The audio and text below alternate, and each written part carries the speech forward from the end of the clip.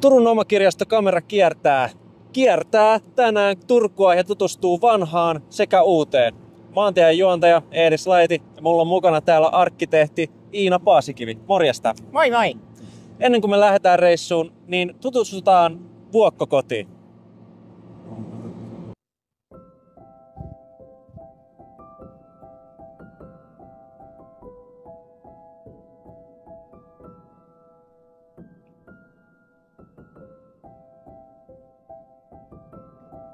Tervetuloa Vuokkokotiin.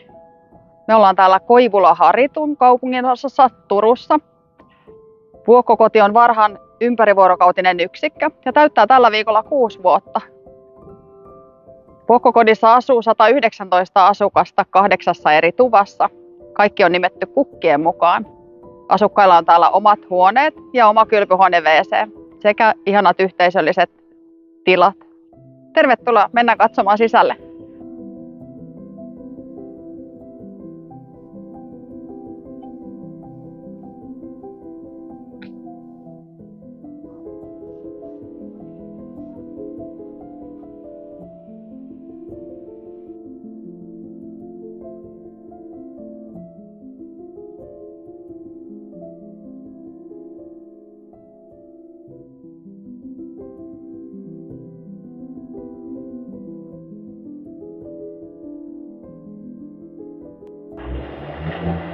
Nyt me ollaan Vuokkokodin sisäpihalla. Tämä on itse asiassa Vuokkokodin pääsisäänkäynti, mutta hyvin pitkälti me käytetään myös tota ovea, josta me tultiin Kuoroaukion puolelta. Täällä Vuokkokodin sisäpihalla on turvallista asukkaiden liikkua. Täällä on aidat ja lukossa olevat portit ja täältä löytyy kaikkea ihanaa.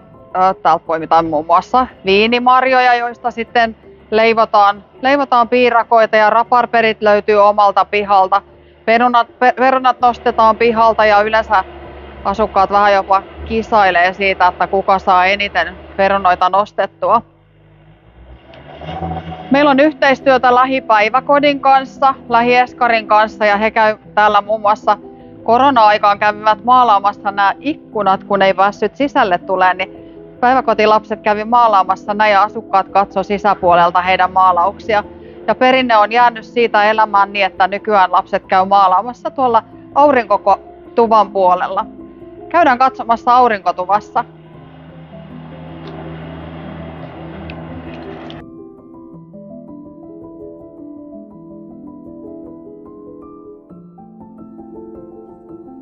Tervetuloa aurinkotupaan. Vuokkokodissa oli pitkään monitoimitila, mutta me haluttiin nimetä se joksikin, joten asukkaille järjestettiin kilpailu. He sai ehdottaa nimiä ja sitten niistä nimistä valittiin paras. Aurinkotupa, jossa tapahtuu kaikkia yhteisiä talon tapahtumia. Käydään tervehtimässä Nooraa. Terve Noora. Moikka! Mitäs te teette täällä? Maalataan täältä syksyisiä lehtiä. On taikina tämmöisiä kauniita pikkuja. Vuokkokodissa työskentelee ohjaaja Noora. Kerro Noora vähän sun työstäsi. Mun työ on tosi monipuolista ja sosiaalista kanssakäymistä sekä mahdollistaa myös luovuuteen ja keksiä uusia tapoja tuoda kulttuuria arkeen. Meillä hoitohenkilökunta pääasiassa huolehtii asukkaiden kokonaisvaltaisesta hyvinvoinnista ja ohjaajana taas keskityn asukkaiden arjen mielekkyyteen, sosiaalisuuteen, osallisuuteen ja sosiaaliseen kanssakäymiseen. Tässä työssä on vapaat kädet suunnistella sekä toteuttaa. Yritän huolehtia, että asukkaiden päivässä on iloa, vaihtelua, mielekästä sisältöä sekä yhdessäoloa. Mä suunnittelen talolle aina viikko-ohjelman, jossa näkyy meidän päiväohjelman mukaan suunnitellut toimintatuokiot arkipäiville. Me tehdään myös paljon yhteistyötä ulkopuolisten vapaaehtoisten kanssa, jotka käy tuomassa meidän asukkaille iloa. Esimerkiksi erilaisia lauluryhmiä, karvakavereita sekä seurakunnan hartaushetket. Ja ulkoilu on myös monelle meidän asukkaalle tosi tärkeää, joten me yritetään myös mahdollistaa asukkaiden kanssa ulkoilu tuolla meidän ihanalla aidatulla sisäpihalla tai lähtemällä ulkoilemaan lähiympäristöön.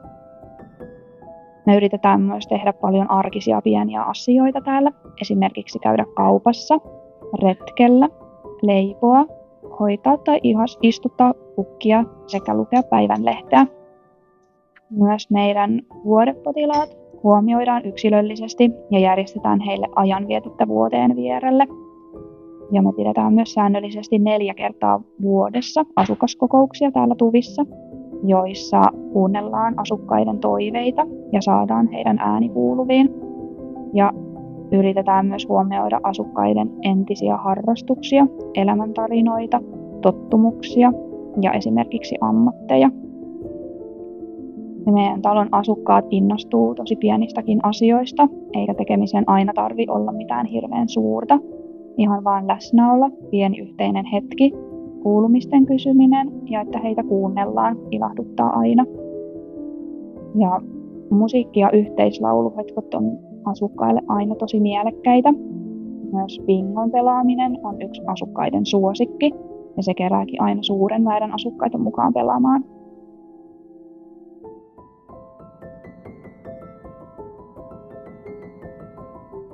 Meillä käy täällä myös paljon päiväkodin lapsia ja opiskelijoita. Lasten ja nuorten vierailu ilahduttaa meidän asukkaita ja heidän tekemistä sekä energiaa on asukkaiden mielestä mukavaa seurata. Meillä on päiväkodin kanssa sovittu kummituvat niin, että jokaisella meidän tuvalla on oma päiväkotiryhmä kummina. Ja heidän kanssaan on säännöllisiä vierailuja niin, että päiväkodin lapset käy täällä meidän tuvissa vierailulla. Lapsilla on ihania laululeikkiesityksiä, joita myös moni meidän asukas osaa, ja niitä on mukava leikkiä täällä yhdessä, ja ne tuo meidän asukkaille myös paljon muistoja mieleen omasta lapsuudesta. Me ollaan myös toteutettu satuhetkiä, ja päiväkodin kanssa on muodostunut perinteeksi erilaisia joulun ajan vierailuja, virpomiset, ja lapset on käyneet keväisin myös maalaamassa meidän aurinkotuvan ikkunaan keväisiä taideteoksia. Myös lähihoitaja-opiskelijaryhmät vierailee meillä täällä ja he järjestää erilaisia pieniä toimintatuokioita tuvissa sekä aurinkotuvassa. Isompien opiskelijaryhmien kanssa on kiva toteuttaa myös isompia tapahtumia esimerkiksi pihalla. Ja yritetään paljon myös kehittää meidän yhteistyötä ja miettiä mukavia mieluisia hetkiä asukkaiden, lasten sekä nuorten kanssa.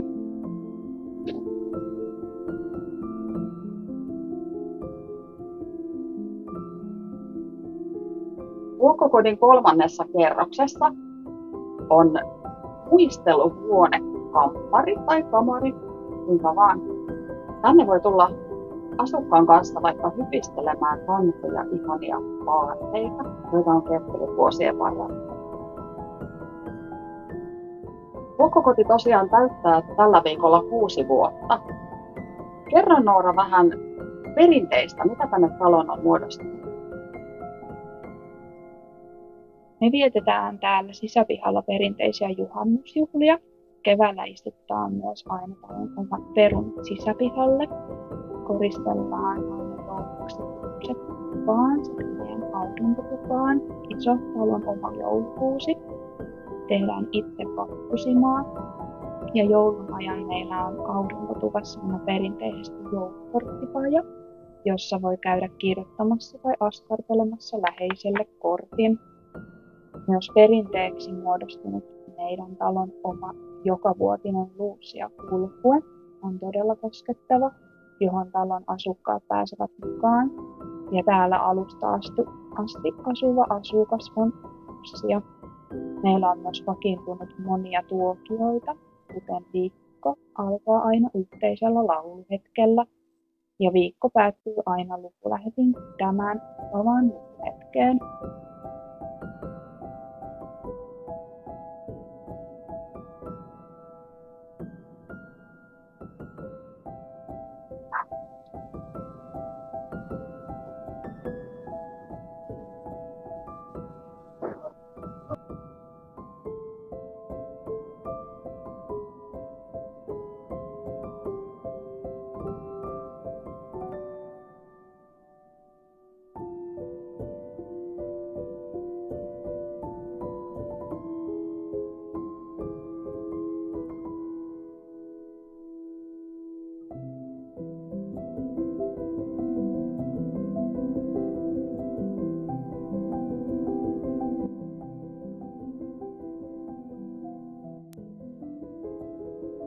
Asukkailla on mahdollista nauttia raikkaasta ulkoilmasta myös parvekkeella.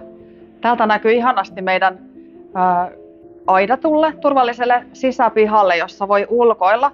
Kesäisin meillä on erilaisia tapahtumia tuolla pihalla, mutta täältä myös lasiikkunoista voi ihailla vaikka pyörätuolissa oleva.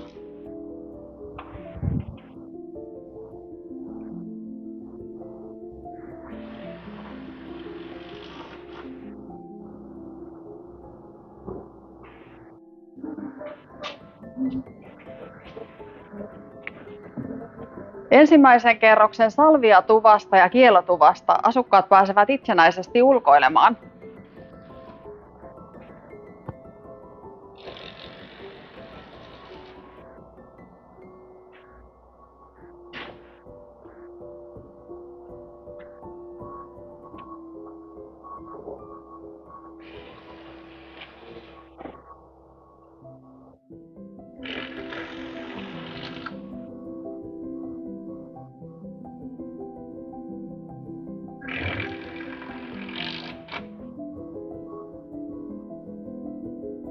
Kiva, kun kävitte meillä Vuokkokodissa. Nyt lähdetään yhteiselle Turku-kävelylle. Arkkitehti Iina Paasikivi, mitä sulle kuuluu näin kauniina aurinkoisena päivänä? No mikä tässä sen parempi voisi olla, kuin olla täällä vaikka haastateltavana. No niin, se on just näin. Ja kun me puhutaan, että me ollaan täällä, niin missä me tarkalleen ollaan? No, me ollaan entisellä käsityöläismuseon portilla, nykyisellä Luostarimäellä. Ja tämä nimimuutos on sillain aika uusi. Mullehan tää on aina ollut Luostarinmäki, koska mä oon kuitenkin aika uusi turkulainen. Niin. Mä oon asunut täällä 6 vuotta nyt. Niin minkä takia tämä nimimuutos tuli ja mistä se tuli? No käsityöläismuseohan tänne on ollut vuodesta 1940 jotakin, eli Irja Salberi museonjohtajana sai aikaiseksi tämmöisen ulkomuseon. Säilyi tämmöinen vanha turkulainen lähiö, joka oli säästynyt palolta ja jossa asui köyhää väkeä. Sitten haluttiin tämä kaupunkilainen käsityöläisyys esille ja edelleenkin täällä on käsityöläisiä, mutta nyt tämän museo on ottanut tässä niinku tavallaan uuden konseptiaan ja puhuu tästä Luostarimäkenä sillä tavalla, että halutaan tuoda myöskin ne asukkaat, jotka täällä oli silloin, kun tämä niinku tuli museoalueeksi. Eli täällä on sitten niinku, tuotu se 40-luvun asumistilanne joihinkin tiloihin, mutta käsityöläisiä täällä on edelleenkin, varsinkin käsityöläisyyden päivänä. Aivan. Kuinka tämä on sulle tuttu? Onko sä tehnyt täällä arkkitehtina tällä alueella töitä? No en suinkaan mä. Mutta sillä tavalla kun olen ollut tilaisuudessa perehtyä tähän Turun historiaan semmoisen nimistökirjan kautta, mitä tehtiin, niin se tuli tavallaan niin kuin selvitetty, että mikä tämä oikeasti on. Ja se on niin kuin paljon jännempi kuin mitä ihan äkkiä ulkomuseosta tavallaan näkyisi. Mutta totta kai mä olen ollut täällä jo varmaan lapsena, kun me ollaan käyty Turussa. Mä olen siis paluumuuttaja Turkuun, eli mä olen vasta 40 vuotta asunut Turussa, mutta syntynyt kyllä. Eli olen käynyt täällä sitten aikuisena turistina ennen Turkuun muuttoa ja tietysti nyt sitten turkulaisena niin vähän joka kesä tuonut sitten omia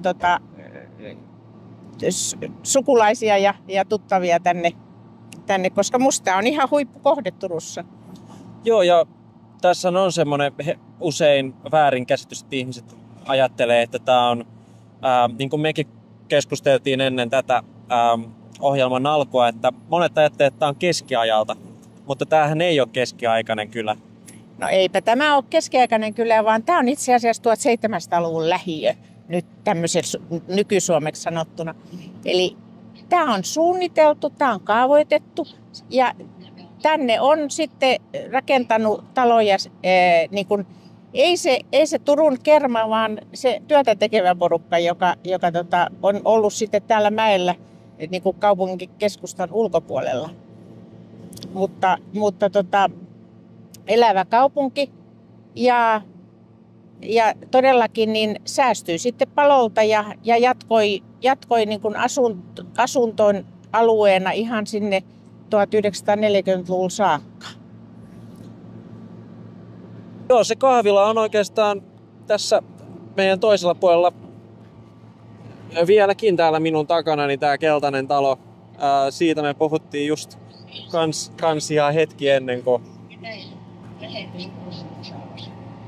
Ja Venäjän lähetystö on siinä vasemmalla meinattiin. Joo, siellä. Siellä se remontti parhaillaan juuri on siellä Venäjän lähetystön seutuvilla. En tiedä mitä rakentavat. Joo, mutta me lähdetään tästä matkaamaan eteenpäin. Sieltä päästä voitte pistää ykkösklipin pyörimään.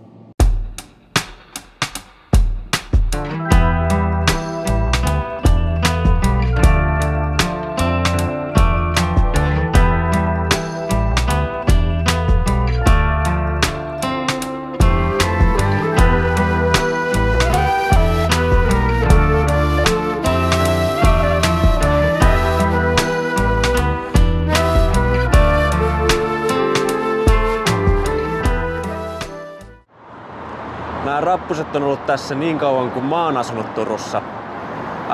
Mutta täällä on niin paljon uutta, jos on tullut pelkästään sen 6 vuoden aikana, kun mä oon asunut täällä.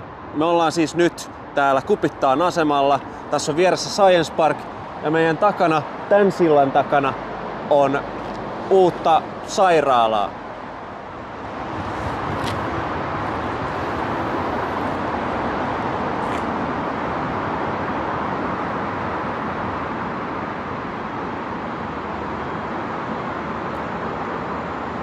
Ja nyt taitaa junakin tulla paikalle. Käydään katsomaan vähän tarkemmin noita sairaalan tiloja ja Science Parkia myös.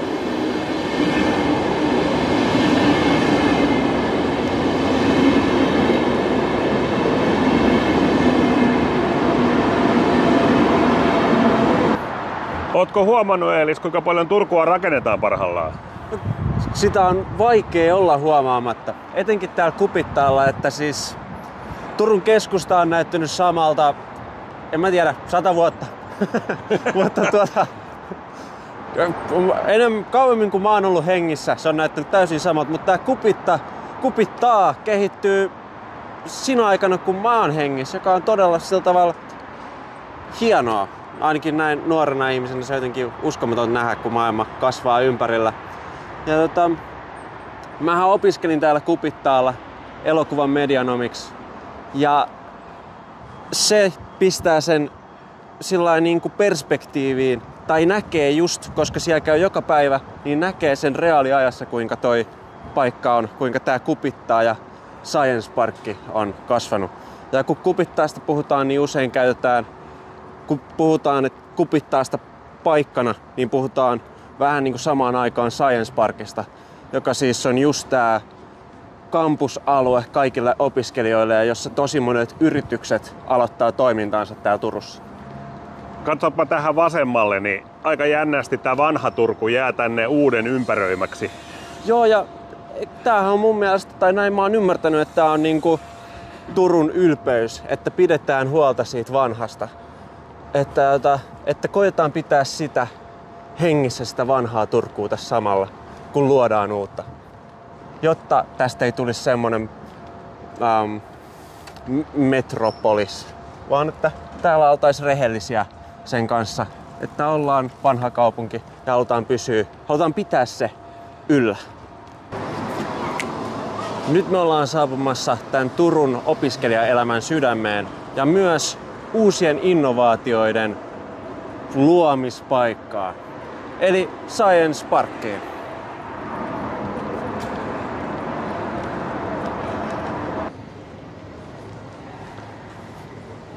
Joo.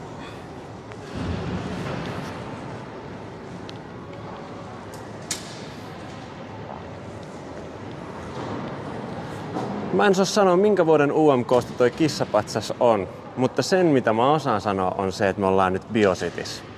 Tää on Kupittaan lääketieteellisen ja biolääketieteellisen tutkinnan hubi. Et se, mikä on hyvä ymmärtää, että tämä on Åbo Akademiin ja Turun yliopiston opiskelutiloja, mutta sen lisäksi tämä työllistää todella paljon suomalaista tutkimusta.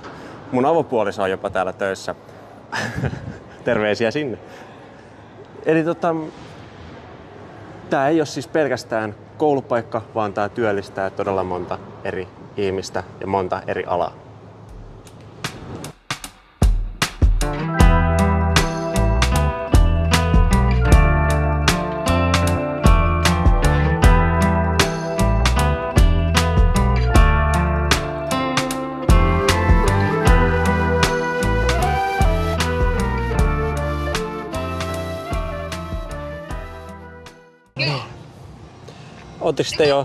Oletteko te jo tullut sieltä takaisin?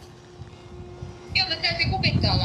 No niin, hienoa. Näytetäänpäs teille aluksi, että missä päin me ollaan. Siellä Tero pyyhäys taustalla, mutta me ollaan siis täällä Vartiovuorella. Vartiovuorella.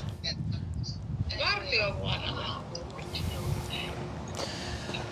Täälläkin on teatteri. Joo, tuva tänne ihan viereen asti. Eli Iina, me ollaan Vartiovuorella ja mä näytin tuossa aluksi rakennusta, jonka sä osasit nimetä, mutta mulla ei ole mitään hajua, että mikä se on. Pantern. Pantern. Ja mikä on Pantern? No se on yksi tämmönen Jugend-kerrostalo. Hjorten ja Pantern on tässä Kaskenkadun varressa ja näitä Turun varmasti niinku hienoimpina pidettyjä kerrostaloja sieltä 1900-luvun alusta. Vautsi. Ja sit sä halusit puhua tästä, mitä meidän takana on. Voitko sä kertoa tästä vähän?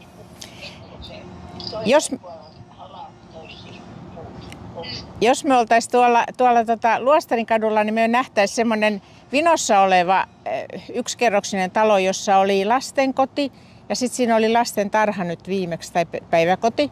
Ja se on Juhan Kadolinin laboratorio.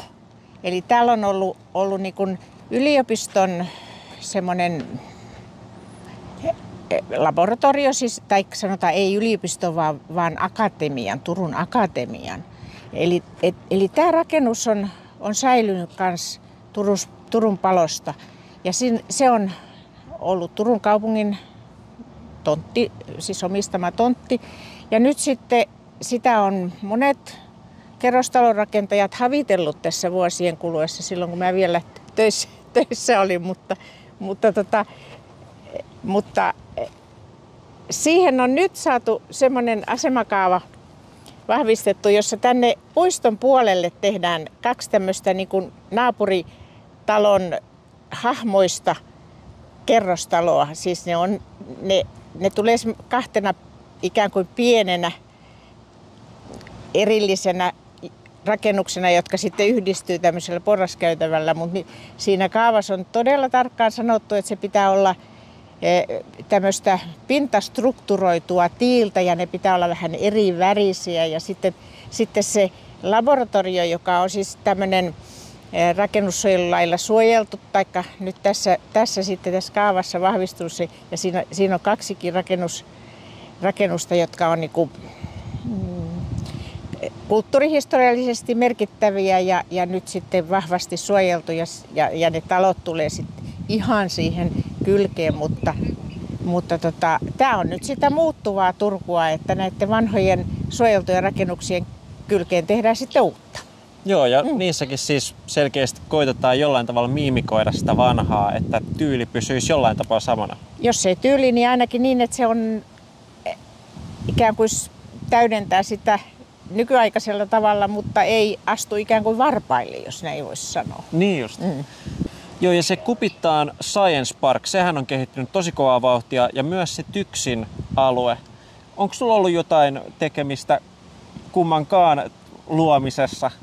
No itse asiassa se on ollut mun työmaata, eli viimeisinä töinä ennen eläkkeelle jäämistä, niin sain tehtäväkseni tehdä sen TYKSin asemakaavan uusiksi ja se on todellakin niin hyvin monimutkaista rakentamista, mitä siinä tehdään, koska rakennettiin kansi, jotta saadaan uusi majakkasairaala sekä sen vanhan A-sairaalan että nyt pääsairaalan eli niin sanotun T-sairaalan yhteyteen, koska se mikä sairaalan rakentamisessa on oleellista on se, että ne toiminnot on mahdollisimman tiiviisti yhdessä, koska siellä on kalliisti palkattua henkilökuntaa ja valtavan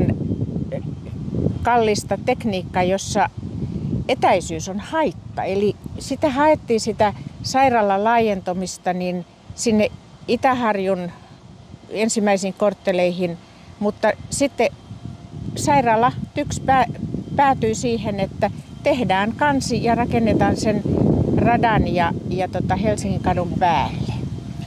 Teille kaikille varmasti tuttu on U-sairaala. Mitäs mä oon tässä kuullut, että U-sairaalalle olisi tapahtumassa jotain, niin voiko kertoa siitä vähän enemmän? No sehän oli tämän koko Sairaalamäen kaavoituksen yksi kulmakivi, että sairaala, joka on 50-luvulla suunniteltu, 67 valmistunut tai 66 valmistunut, ja nyt se on siinä kunnossa, että sitä ei voi enää käyttää sairaalan tarkoituksiin. Siinä on semmoinen runko, että se ei oikein jousta. Siinä on liian matala kerroskorkeus, jotta saadaan niin kuin ilmavaihto. Se on sisäilmaongelmien takia jo ajat sitten osittain joutunut pois käytöstä, mutta se on arkkitehtonisesti erittäin merkittävä aikansa tuote. Mutta siitä huolimatta, että se on arkkitehtonisesti, kulttuurihistoriallisesti ja kaiken tavoin niin kuin arvokas, niin sitä nyt ei voitu suojella eikä säilyttää, koska se koko alue, mikä on nyt meidän meidän yliopistollisen keskussairaalan käytössä, niin se on niin kuin Suomen pienin sairaala-alue. Ja me ei ole niin kuin, oli yhteiskunnallisesti tavallaan mahdotonta, että sitä kulmaa niin kuin tämmöisestä pienestä alueesta niin tavallaan luovutetaan pois sairaalakäytöstä. Totta kai siihen olisi voinut laittaa pieniin koppeihin opiskelijoita taikka tämmöisiä vanhempia ihmisiä palvelutaloon, mutta ei se käy. Ei kerta kaikkiaan käy. Eli se tullaan purkamaan? Se puretaan ja se on sitten seuraavan sairaalan rakentamisen kohde. Me aletaan siirtyä seuraavaan paikkaan. Me lähdetään just niin kuin arvasittekin sieltä, että ollaan menossa lähemmäs teatteria, niin me lähdetään kulkemaan sinne päin. Niin voitte pistää sieltä kakkosklipin pyörimään. Tehdään näin. Yes. Tietenkin Turku on opiskelijakaupunki ja opiskelijoiden täytyy asua jossain. Ja kun mä tänne muutin 6 vuotta sitten, niin tää paikka oli ensimmäinen paikka, jonne mä muutin. Se ei ollut tää talo, koska tää on niin uusi. Se on oikeastaan kortteli tohon suuntaan. Mutta siitä huolimatta tervetuloa Ylioppilaskylään. Eli Turun ylioppilaskylä-säätiön luoma asuinalue turkulaisille opiskelijoille. Käydään katsomassa. 50 vuotta on eroa tällä puolella tietä ja tällä puolella tietä. Tää rakennettiin muistaakseni vuonna 2022. Tää saatiin valmiiksi. Ja toisella puolella tietä, niin noi oli, jos mä oikein muistan, niin 71 rakennettu. Samoin myös tällä vanhemmalla puolella 71 vuodella, niin just tää alue on vaihto-opiskelijoille tarkoitettua aluetta. Siellä on todella paljon vaihto-opiskelijoita. Ja tällä puolella on vähän kaiken sorttista kaveria. Monet mun tosi hyvistä ystävistä on asunut täällä. Tää on niin sanottu tyyssiä ja täällä on nykyään kanssa Turun ylioppilaskylä-säätiön toimistot. Täällä on kauppaa ja opiskelijaravintolaa Eli kaikkea, mitä opiskelija arjessaan tarvitsee. Myös lukuun ottamatta sitä, että täällä on myös sali. Kuntosali turkulaisille opiskelijoille. Onpa hyvät auringonottoportaat. Joo, kyllä me ollaan siellä monet kesät istuttu ja syöty vaan jäätelöä. Ihan varmasti. Tiedätkö sä, Tero, mitä yhteistä on sorsalla, ankalla ja possulla? Ei kyllä ole mitään käryä. No se on Alvar Gullisen, joka on tehnyt tämän posankan ja tehnyt musiikkia Ricky Sorsan kanssa. Tässä oli tää mun joke tää väliin. Mutta tää on mun mielestä yksi Turun hienoimmista ylpeyksien kohteista on tää posankkateos, jota monet ihmiset, jotka tänne tulee, niin kauhistelee. Tämähän on mun mielestä suunnattoman kaunis teos ja kuten monet Turussa olleet opiskelijat tietää, niin posankan sisälle on voinut kavuta ja sinne täytyy kavuta vähän outoa paikkaa pitkin, nimittäin tuolta takapuolen puolelta. Mutta se muurattiin tuossa vuosi sitten kiinni, eli nykyiset opiskelijat ei kykene kokemaan tätä suurta tunnetta, että pääsee posankan sisällä käymään. Mutta siitä huolimatta posankkaa pidetään nykyään jo Turun maskottina, vaikka Turullahan on oma maskotti, jonka nimi oli, olisiko sen nimi ollut Piispis, eli piispan munkkiin liittyvä. Mutta henkilökohtaisesti pahoittelut Turku, mulle posankka on Turun maskotti. Ja miten tämä oikeastaan liittyy meidän tähän päivään, niin mun mielestä ei näitä koskaan tämmöisiä taideteoksia liikaa ole. Mitä sä olet? No ei munkaan mielestä. Ja oikeastaan tässä on hauska tarina, koska tämän Alvar Gullisenin posankkateos piti olla tässä vaan joku 2 kuukautta. Mutta tää vetosi ihmisiin niin paljon, että tää päätettiin pitää täällä. Ja tätä on kunnostettu ja puhdistettu pari kertaa jo. Ja siitä siis pidetään todella hyvää huolta ja me halutaan pitää se Turussa. Tää on vähän niin kuin Turun Eiffeltorni. No just näin. Se on just näin, että kyllähän tää yhtä paljon silmämunia vetää kuin toi Eiffeltorni ja varmasti yhtä paljon turisteja tulee katsomaan tätä.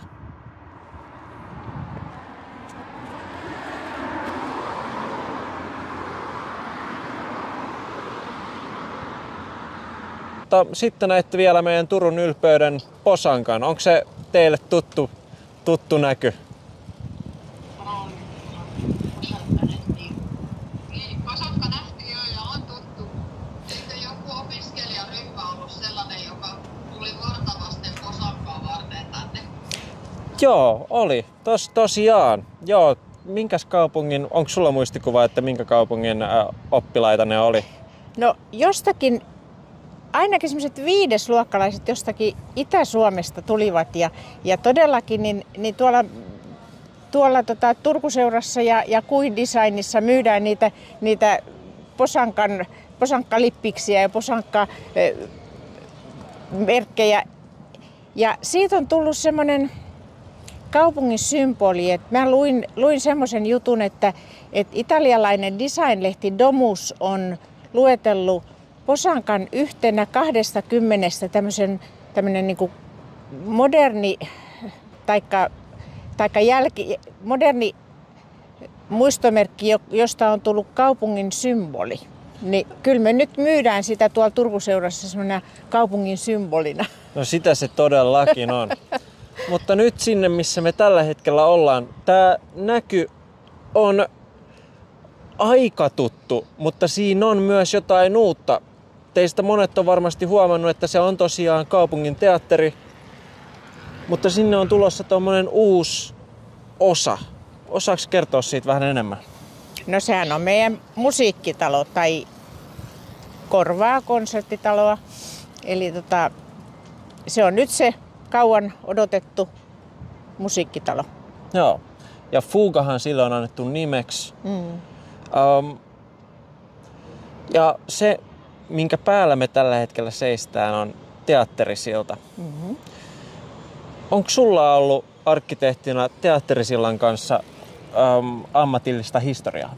No ei varsinaisesti. Tämä on 1990 joskus ihan ensi vuosina rakennettu. Ja tämä on myös yksi niistä ratkaisuista, joka aikanaan herätti kovasti myös vastustusta, että vaikka tässä niinku,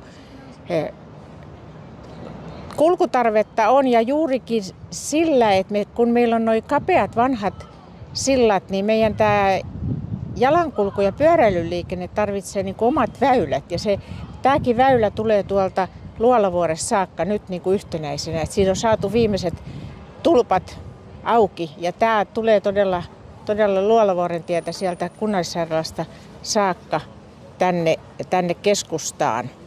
Ja sen verran on ollut oma ammattihistoriaa, että mä olen tuohon vastapäiseen tuohon, tämä oli entinen tämä rakennus, joka on tässä vasta sillan päässä niin poikittain ja estää liikenteen jatkumisen sinne Humaliston kadulle, niin me tunnettiin se tilitoimistona, koska silloin siellä oli kaupungin tilitoimisto. Se on historiallinen sairaalarakennus ja mitä kaikkea siinä oli pihalla maneesi. Ja mä sain tuon tontin aikanaansa kaavoitustehtäväksi sillä tavalla, että mä kaavoitin siihen Turun ensimmäisen pyöräpysäköintialueen, mutta sitä ei kyllä koskaan siihen rakennettu. Et nythän sinne on sitten rakennettu kerrostalo siihen tontille tuonne Linnankadun puolelle, mutta edelleenkin niin siitä pääsee läpi ja se kevyen liikenteen yhteys, siis pyörätie jatkuu siinä VPK:n talon ja Eskelin parkkitalon niin kuin tontin takareunassa sinne Humaliston kadulle. Sen takia Humaliston kadulla jatkuu pyörätie nyt sitten. Aivan. Herääkö teille tässä kohtaa tästä sillasta, tästä maisemasta, tästä jokivarresta? Herääkö teille tästä kysymyksiä tässä kohtaa? Tuleeko teille jotain kysyttävää tai onko jotain ajatuksia? Tästä missä nyt ollaan. Tunnistatteko te joen täältä katsottuna tuossa oikealla puolella ton ison hotellin? Marina. Joo, kyllä. Marina. Joo, se on sulle tuttu. Joo. Herääkö teille kysymyksiä? Onko siellä muuttunut joku? Niin. Siellä on nimi ainakin Marinasta vaihtunut. Onkohan se Radisson tänä päivänä? Joo, on se Radisson. Mun äitiltä löytyy Radissonista semmonen tarina, että kun se oli täällä kuuntelemassa Michael Jacksonia, niin se yöpyi Radissonissa samaan aikaan kuin Michael Jackson yöpyi Radissonissa. Mutta ei siitä sen enempää. Pitäisikö meidän siirtyä seuraavaan paikkaan ja se tarkoittaa sitä, että voitte pistää kolmosklipin sieltä sen verran Marinasta, että kun tässä puhutaan vanhoista asioista, vanhoista rakennuksista, joita suojellaan, niin Marina on suojeltu rakennus.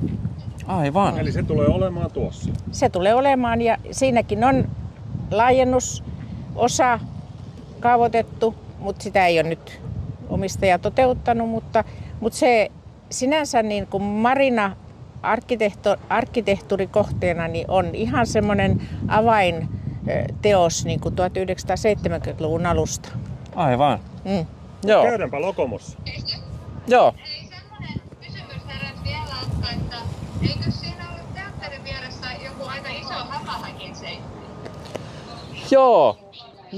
Nyt sitä ei valitettavasti näe. Siinä on, kun fugaa rakennetaan, niin siinä on noin kontit edessä. Mutta siellä tosiaan on suuri jättimäinen hämähäkin setti. Saanko sanoa sen verran?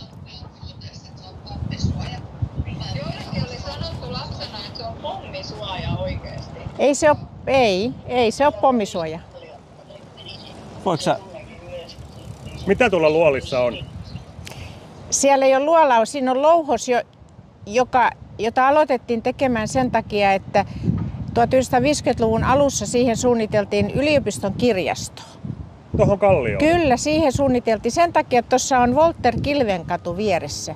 Mutta yliopistosuunnitelmat muuttuivat, yliopisto siirtyi sinne Yliopistonmäelle ja tämä louhoreikä jäi kallioon. Ja siihenhän suunniteltiin sitä musiikkitaloa. Mikä tulee. Mutta sen Hämähäkin seitin, joka tässä tuli esille, niin sen teki mun työkaveri, eli arkkitehti Outi Sarjakoski on sen tehnyt tämmöisenä tilapäisenä teoksena juuri sen takia, että sillä on tavallaan joku järki sillä reijällä, mikä siinä kalliossa on. Ja se tilapäisyys on nyt jatkunut ainakin 25 vuotta. Joo. Ja todellakin niin se liittyi tähän johonkin taidepläjäysvuoteen. Mikähän se oli? Okei. Aika jännää, että Posankka oli tilapäinen, Hämähäkin seitti on tilapäinen ja ne on mun mielestä kauniimpia juttuja tällä kaupungissa. Eikö se ole ihmeellistä? Joo, munkin piti olla alun perin tilapäinen, mutta mäkin on nyt yksi kauneimmista asioista täällä Turussa. Siinä. Niin apteekka se on sitten siellä niinku... Joo, se on. Siellä vai? Siellä näkyy. Se on tuolla näkyy tommonen punainen. Niin siellä. Joo. Tää kuva mikä nyt on varmasti Turun yleisimmin kuvattu. Näkyy sitten siellä niin Ukko-Pekka on lähtenyt sitten taas niinku tuolta Eeliksen takaa. Se on niinku Artisilta hyljestä. Se ei enää liiku nyt siinä hyljessä. Miten se on se tuttu tanssipaikka? Se oli just se Ovikarjalassa. Niin, mikä se on se? Niin, Vaakahuone löytyy sieltä, joo. Se on se tanssipaikka. Ja tanssi sai vissiin valtahuoneen ja siinä välissä. Kävisikö teille, jos te jatkatte keskustelua siellä ja katsotte seuraavan klipin ja me mennään seuraavaan suuntaan tästä? Mennään katsomaan uutta rautatieasemaa. Joo. Mun takana näkyy tällä hetkellä Turun entinen rautatieasema-rakennus. Siis toi keltainen tuolla vai? Kyllä, juurikin se. Ja jos te ootte sieltä menossa junaan, niin te kyllä päädytte tyhjille raiteille tai raidelaitureille. Nimittäin tonne on rakennettu uusi silta nimeltä Logomon silta, jossa nykyiset laiturit sijaitsee ja aktiiviset laiturit. No oho, onpas rautatieasemalle koko ajan näköä. Joo, ja siis sehän kasvaa tästä entisestään, että tähän ollaan luomassa tulevaisuudessa, ei tiedä kuinka monta vuotta tähän menee, mutta kokonaan uusi kauppakeskus myös tähän viereen. Sitä on kutsuttu tasoksi, sitä on kutsuttu ratapihastadioniksi. Vai kanneksikin taisi olla? Niin, kansi nimen mäkin oon kuullut. Ja siitä tulee siis TPS:n uusi areena, mutta siihen on vielä matkaa. Sitä ennen saattaa tulla jopa ratikka. Mutta tässä on paljon joukkaillaan tästä Tampereen ja Turun erosta, että kun Turussa rakennetaan jotain, niin mennään 2 kertaa yli budjetin, ja kun Tampereessa tehdään jotain, niin se tehdään etuajassa ja halvemmalla budjetilla, niin nyt on Turun aika näyttää, että miten hommat hoidetaan. Tää silta on muuten pimeällä aika kivan näköinen. Siinä on usein aika paljon valoja. Mä uskon sen. Mä en oo koskaan sitä nähnyt. Mä oon tämmönen päiväsaikaan kulkija. Tuolla näkyy se itse Logomo. Logomossa järjestetään koko ajan kaikkea. Siellä on aivan uskomattomia lavoja ja siellähän kuvataan tosi monia TV-ohjelmia, esimerkiksi Voice of Finland. Voice of Finland on jo täällä tehty. Siinä onkin kohta juna lähdössä. Joo, ja kaikki toi Logomon vasemmalla puolella olevaa rakennusta, niistä tullaan purkamaan. Paitsi tuolla on sitten se rakennus, jonka nimeä mä en tiedä, jonne veturit siis menee ja sit niitä käännellään Veturitalli. siellä. Just se. Niin se jätetään, koska se on niin vanha ja niin hienosti tehty, että se jätetään sinne vielä.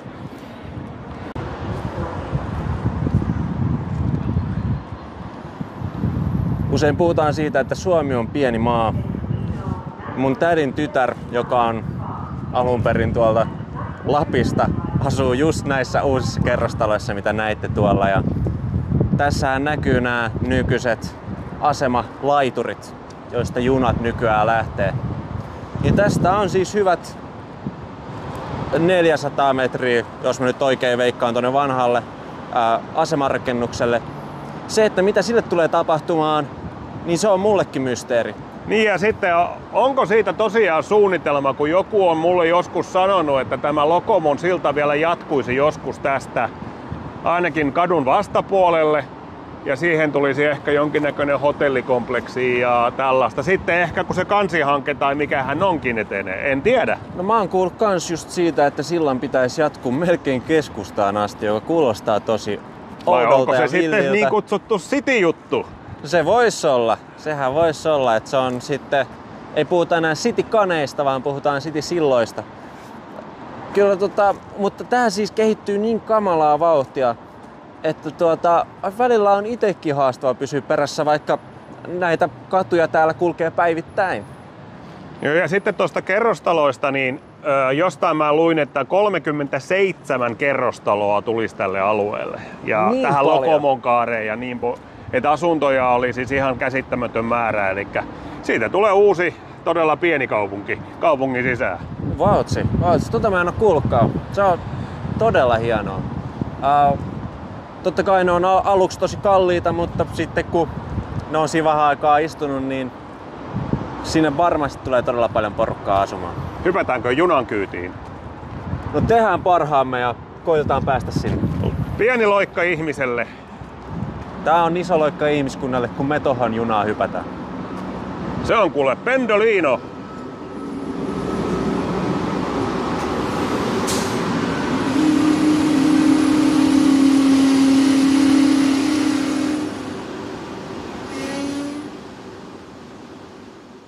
Semmoinen näkymä tuohon Pantterniin, että tämä on maalattu siis 1 000 000 kertaa. Yksi muutos, mikä tässä Aurajoessa on se, että tässä ei ole enää veneitä. Tää oli ihan täynnä veneitä. Sinisiä tolppia ja veneitä. Ja turkulaiset tuli ja menivät omalle veneelle 1100 niin pois kaupungista, joka haisi. Joo, eikö tässä sitten enää saa olla veneitä? Ei, kun ei voi pitää, kun niihin murtaudutaan ja hulikaan niitä ja hampuusit menee niihin. Ei kukaan tuo mitään. Eikä ne on sellaisia veneitä, että ei ne kestä sitä, että sinne mennään ja tuhotaan kaikki. Niin just. Niin.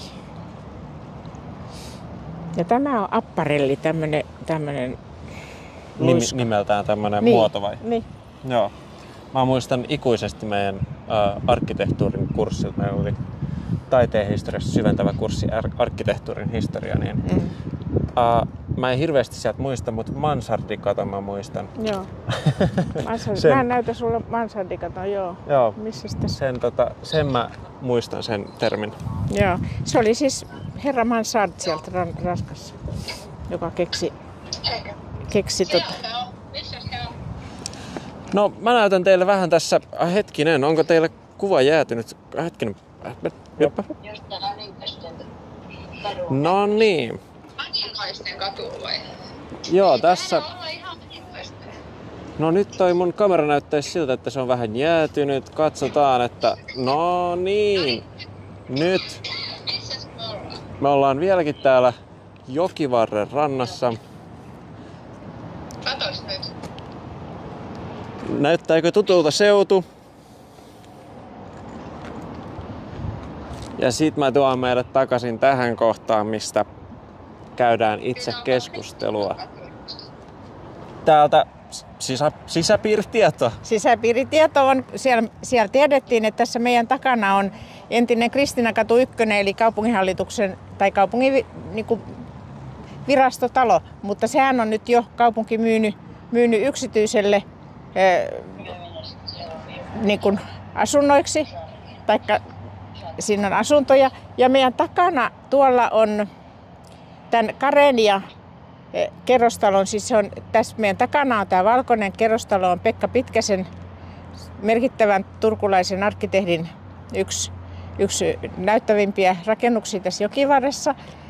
Ja sitten sen takana on Suomen Pankki ja tuohon väliin on suunniteltu semmoinen asuintalo, jossa olisi tämmöinen niin kuin, sitä sanotaan terassitaloksi, eli kadun varten tulisi 1 tai 2 kerrosta ja sitten se nousee niin, että se on sitten 6-kerroksinen siinä kohtaa, kun se jatkaa tämän Karenia-kerrostalon sisäänvedettyä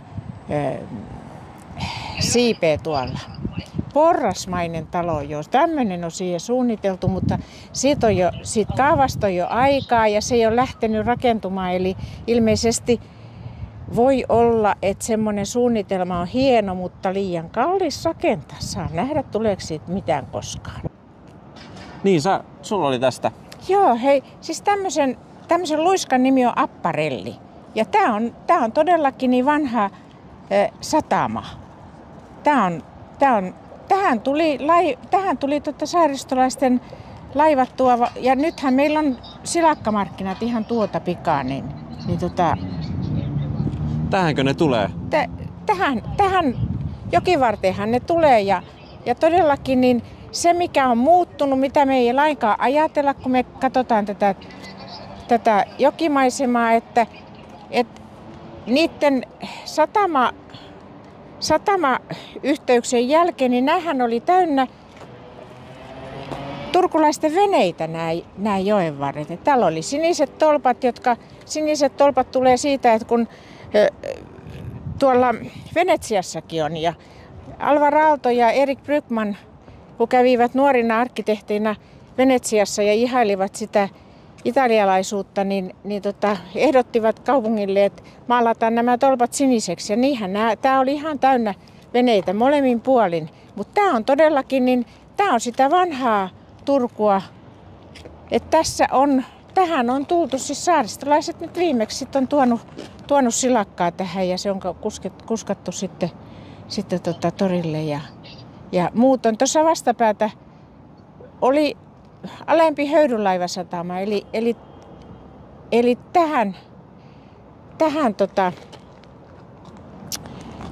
tähän tuli ne ensimmäiset höyrylaivat, matkustajalaivat, et ennen kuin satamaa täytettiin tonne.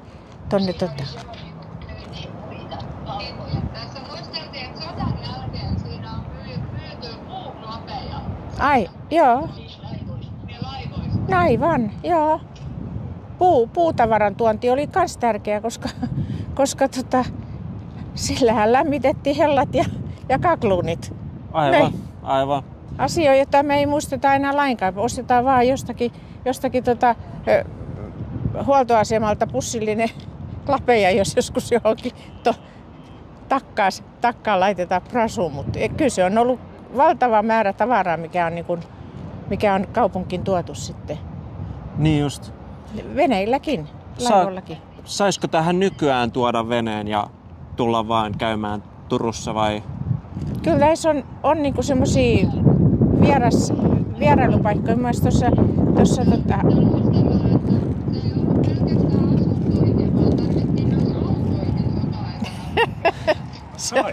Aivan.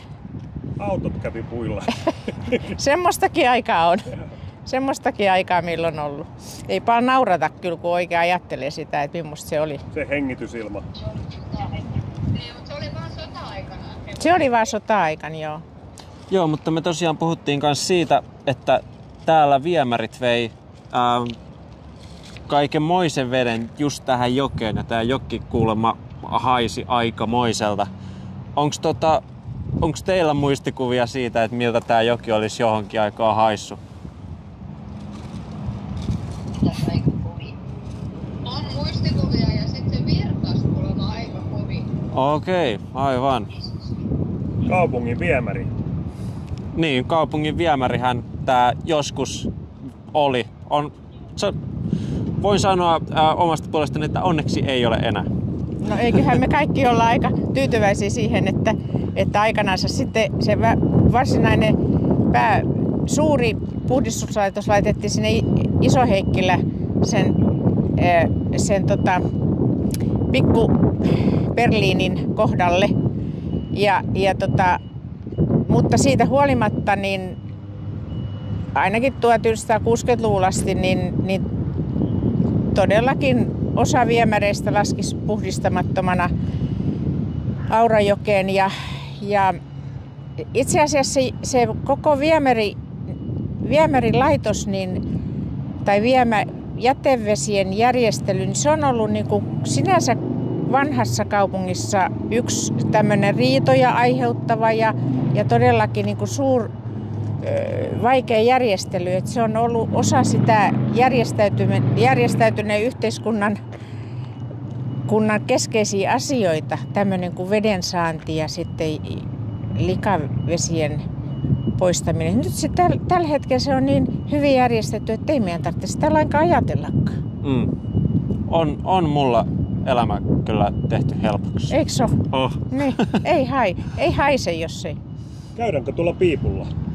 Tai he käyvät. Me jatketaan eteenpäin. Joo, tuolla kaukaisuudessa, mä vielä näytän, päästä vaan irti, niin minä osoitan täältä, että tuolla näkyy kaukaisuudessa tuo piippu, jossa on se Fibonacin luku, niin kävisikö teille, jos te menette tässä välissä käymään siellä ja me siirrytään tästä seuraavaan kohteeseen ja nähdään siellä.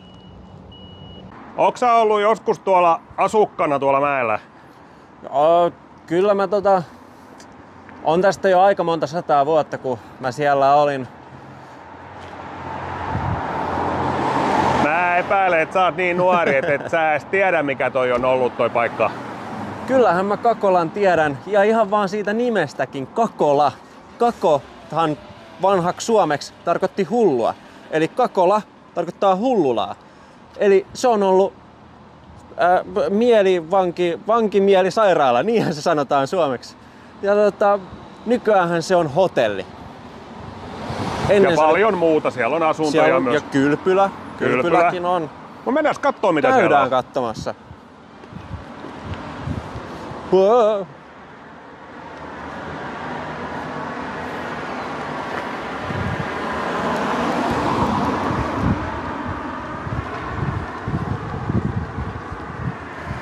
Ja otetaan samalla selvää, että nyt on jännät paikat. Että eletäänkö me ihmeellistä aikaa, että toimiiko? Aha, siinä on tommonen kaava. Telkkarin kuva ei lupaa hyvää.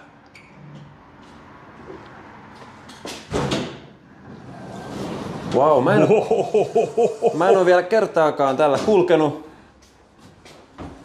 Ja mä en edes tiedä, että kuinka tämä toimii. Mitäs tää?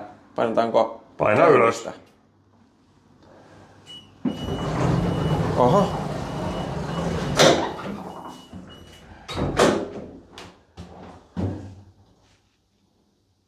Paina vihreitä.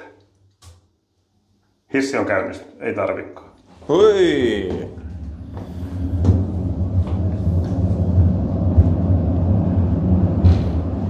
Vares-elokuvista tuttu Kakolanmäki alkaa tulla näkyviin. Kakolassa on kuvattu siis tosi monta kotimaista elokuvaa. Jos mä nyt muistaisin sen yhden elokuvan nimen, niin mä sanoisin sen, mutta tosi iso. Todella monessa Vares-elokuvassa niin näkyy Kakolanmäki kaikessa kukoistuksessaan. Mun mielestä se on hienoa, että vanhaa pyritään säilyttämään ja keksitään uusia käyttöön, että tännekin hotelli, kylpylä, ravintola, asuntoja, ettei alueet vaan murene pois tästä keskuudestamme tai sitten ne jää hylätyksi ja rapistuviksi paikoiksi. No joo, todella. Ja sit kun tää rakennus, koska tää on ollut vankila, niin tämähän on rakennettu kestäväksi. Mm-hmm. Niin se, että sitä käyttää hyödykseen ja luo siitä tämmöisen kylpylän, hotellin, ravintolan, niin sehän on vaan fiksua bisnestä.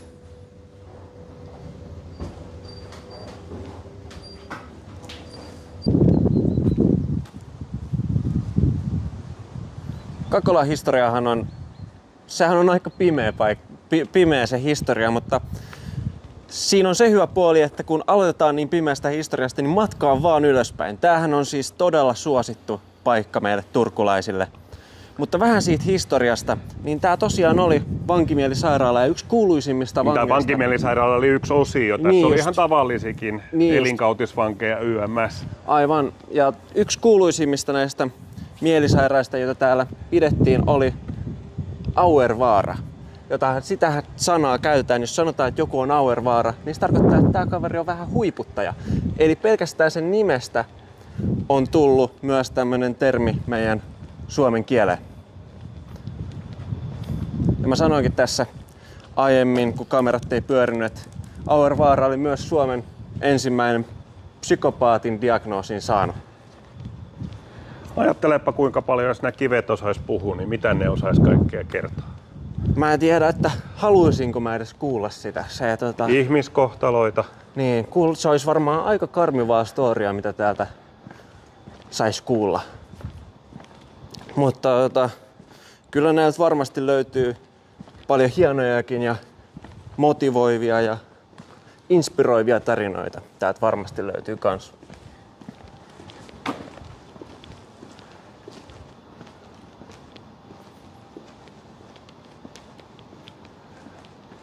Elis, uskoiko sä kummituksiin?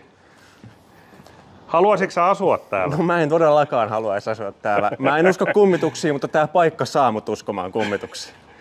Huomasin, että sun silmät pyöri sen verran päässä äsken, että sä näit jotain. Kyllä tässä rehellisesti kyllä se henki säilyy täällä. Tämän paikan henki. Rahan pelkäsit, on täällä uuttakin. Joo, ja täällä on ihan täysin eri meininki kuin noiden raskaiden kiviseinien luona. Vaikka täälläkin näkyy tämmöistä hyvin vanhaa ja henkevää arkkitehtuuria, niin kyllä tää on jotenkin todella, niin kuin nuoret sanoo, chilli paikka. Eli rentouttava paikka. Kakola Spa. Joo, ja mulle henkilökohtaisesti nuorena ihmisenä niin tää on tuttu enemmän elokuvista kuin itse paikkana. Tää on ensimmäinen kerta, kun mä täällä olen. Tässä oli muistaakseni tässä aidan takana se vankien saunapaikka ennen. Vangeillakin on tietenkin. Joo, tässä oli sellainen lampi ennen tuossa Montussa. Oliko se Kakolan Rivieraksi kutsuttu paikka? Aivan. Sen varmaan joku paikkakuntalainen muistaisi. Ja siinä oli sauna ja sitten kun heillä oli saunapäivä, niin he pääsi uimaan tuohon. Nyt siihenkin syntyy sitten kerrostaloja jonkun verrankin ja ehkä hyvä näin. Niin just. Se oli muistaakseni aika ränsistyneessä kunnossa jo se. Joo, mutta jos jossain maassa pitää vangeillakin olla sauna, niin se on Suomi. Kyllä, kyllä. Tässä on nyt vähän semmosia kuulopuheita, mitä muistelisi, kun täällä on joskus käynyt kierroksilla. Mutta se on ihan hyvä, että tässä keskustelun pohjaksi, niin varmaan joku saattaa meidän tämänkin päivän keskustelukumppaneista muistaa asiaa paremmin. Et mene kyytiin, et mene kyytiin. No, menenpäs. Et mene, ei.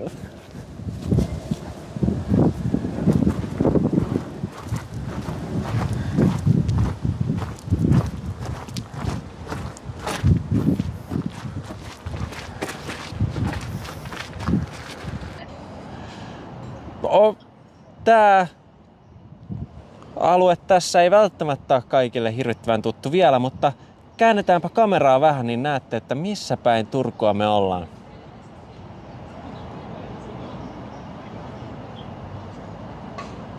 Me ollaan nimittäin... Tuomiokirkko näkyy tuolla taustalla. Tuomiokirkko näkyy taustalla ja tässä on... Me ollaan aika lähellä kirjastoa Täällä on pari kahvilaa. Sä luultavasti saat kertoa tästä alueesta paljon enemmän kuin minä, joten Iina, jos viitsisit. Olemme Kauppiaskadun ja Läntisen Rantakadun kulmassa ja tässä takanamme on Kirjastosilta. Ja tämä jokivarsi tässä on sitä nykyisen Turun kaikkein eniten arvossa pidettyä ulkoilualuetta. Eli tämä jokivarsi on muuttunut tämmöiseksi viihtymisen ja kahviloiden, ravintoloiden alueeksi. Eli se on tämä Empire kaupunki, joka tässä on säilynyt ja suojeltu, niin tämä oli sitä Turun palon jälkeen Carl Ludwig Engelin asemakaavan määräysten mukaisesti keskikaupunkityyliin rakennettuja kivitaloja, ja ne todellakin on suojeltu jo siellä 1920-luvulla jo todettiin, että tämä säilyy, ja sitten viimeistään 60-luvulla on noita niin kuin oikein asemakaavassa suojeltu. Ja sitten tämä meidän takana oleva juttu on sitten se Turun keskustaa viime vuosina, Turun keskustan liikenneyhteyksiä aika paljonkin muuttanut Kirjastosilta. Siinä kohtaa jouduin valmistelemaan sen asemakaavan, jolla tämä ratkaisu tuli. Ja kyllä te sen muistatte, että siitä oli kovaa älämölö, että voiko tämmöistä siltaa tähän kansallismaisemaan rakentaa. Ja kaikki oli, ei kaikki, mutta aika moni oli sitä mieltä, että ei sitä siinä tarvita. Ja sitten pitäisi rakentaa se pennisilta siihen Suurtorin kohdalle. Ja oli pennisilta juttu ja oli juttu, että tähän ei kerta kaikkiaan mutkaan ei saa tehdä. Ja sitten tuli valtuuston päätös sitten yhden äänen enemmistöllä, että se meni läpi, mutta ennen sitä valtuustopäätöstä niin sanotaan nyt näin, että mä koin tämmöisen suunnittelijana tämmöisen niin kuin merkittävän herätyksen, että itse kun sain tämän tehtäväksi, se aloite oli niin kuin Turun kaupungin kiinteistölaitokselle, joka halusi käyttää 2011 vai 2009 tämmöisiä niin sanottu EU-rahoitusta kaupungin keskustan elävöittämiseksi, niin sieltä tuli aloite, että tehdään silta, jotta tämä pyöräily ja jalankulku tässä joen puolelta toiselle sujuisi. Ja silloin mä ajattelen, niin kuin ne monet muutkin historiaan kovasti perehtyneet, niin ajattelivat, että vain minun kuolleen ruumini yli tähän pitäisi mitään tähän kansallismaisemaan rakentaa. Täällä oli muutama, kun pohtia, että ei ole tuommoista siltaakaan nähnyt ja pohdittiin, että eikö kyllä kirkkosilta ole ja mikä silta se on. Joo, tää on siis nimeltään Kirjastosilta ja tässä ei autoja siis kulje yhtään. Tää on jalankulku- ja pyöräsilta ja ne, jotka kulkee torilta tonne joen toiselle puolelle, niin tässä on niin kuin nyt järjestetty tämmöinen jouheva pyöräilyyhteys ja jalankulkuyhteys. Ja todellakin niin sillan suunnittelulle oli kovat ukaasit, että se täytyy sopia tähän. Ja siitä pidettiin sitten tämmöinenkin sillan suunnittelukilpailu. Ja sen voitti siltasuunnittelija Pontek, jonka arkkitehtisuunnittelijoina oli kaksi asemakaavoittajaa Helsingistä. He oli sen Pontekin sukulaisia. Ja siitä tuli niin hienoa, että se voitti kaikki maailman palkinnot. Se voitti betonipalkinnon ja lasipalkinnon ja vuoden siltapalkinnon. Ja se on vaikka kuin hieno. Eikä kukaan ole enää valittanut. Vaikka silloin se oli siinä ja siinä, että se saatiin aikaiseksi. Et kyllä suunnittelu oli jotain saada aikaiseksi. Kyllä, ja se valaistus on iltaisin tosi hieno. Niin Joo, ja hei,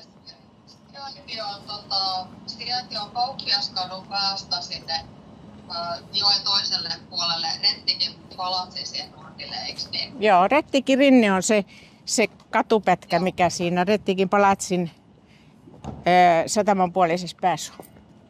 Ja siitä jatkuu pyörätie sitten Hämeenkadulla.